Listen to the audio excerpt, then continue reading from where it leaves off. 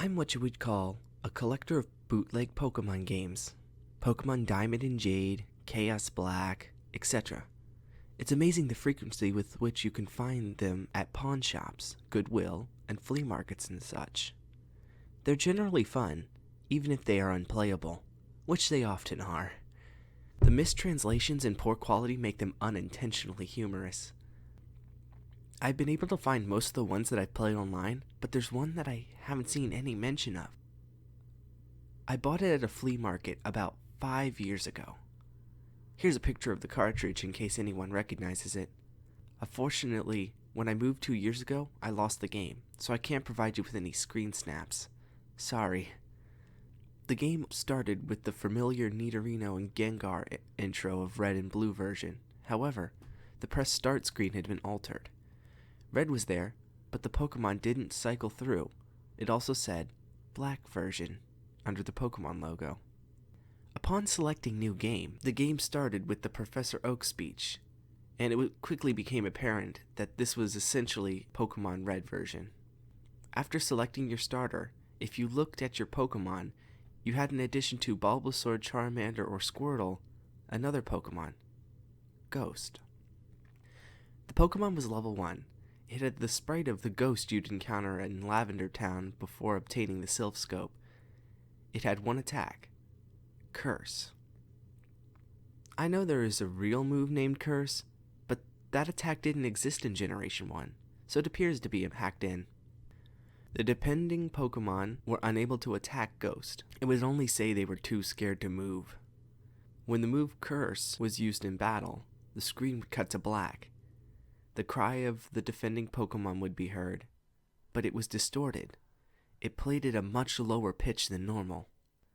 The battle screen would then reappear and the defending Pokemon would be gone. If used in the battle against a trainer, when the Pokeballs representing their Pokemon would appear in the corner, they would have one fewer Pokeball. The implication was that the Pokemon died. What's even stranger is after defeating the trainer and seeing Red received 200 for winning, the battle commands would reappear again.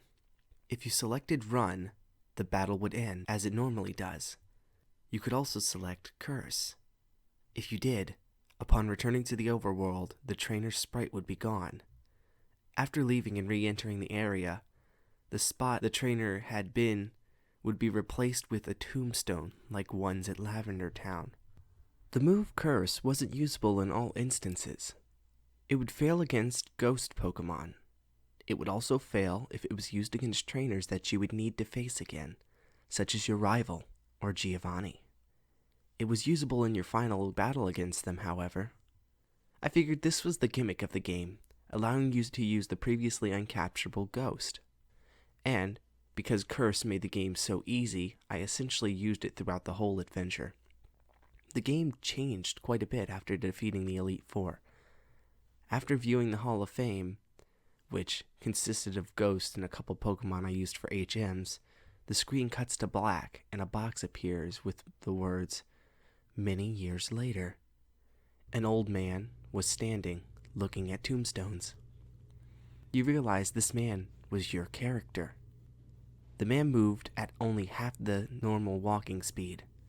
You no longer had any Pokemon with you, not even Ghost, who up to this point had been impossible to remove from your party through depositing it in the PC.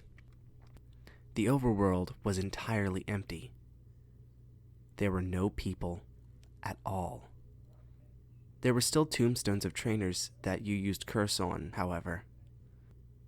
You could go pretty much anywhere in the overworld at this point, though your movement was limited to the fact that you had no Pokemon to use HMs, and regardless of where you went, the music of Lavender Town continued in an infinite loop. After wandering for a while, I found that if you go through Diglett's cave, one of the cuttable trees that normally blocks the path on the other side is no longer there, allowing you to advance and return to Pallet Town. Upon entering your house and going to the exact tile where you start the game, the screen cuts to black. Then, a sprite of a Caterpie appeared. It was replaced by a Weedle, and then a Pidgey. I soon realized as the Pokemon progress from Rattata to Blastoise. These were all the Pokemon that I had used Curse on.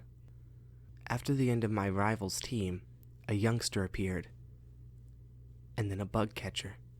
Those were trainers I'd cursed.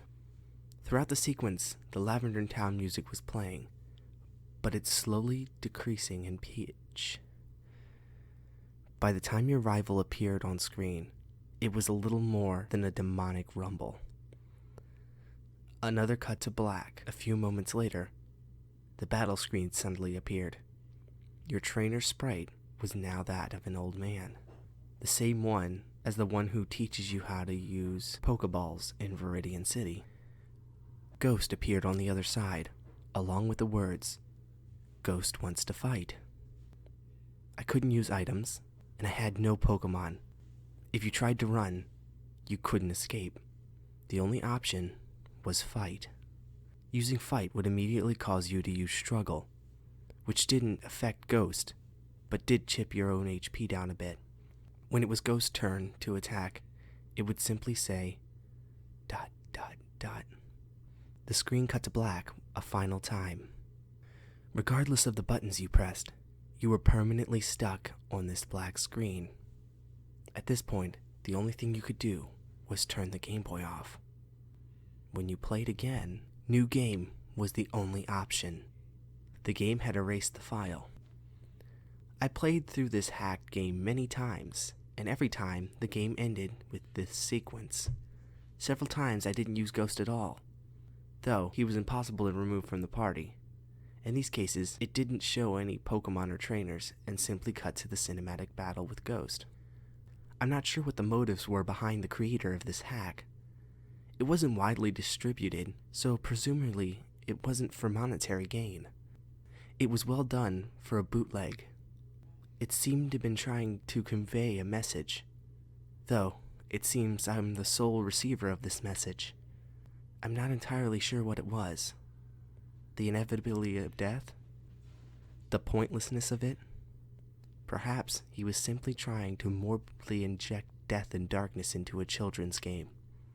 Regardless, this children's game had made me think, and it has made me cry.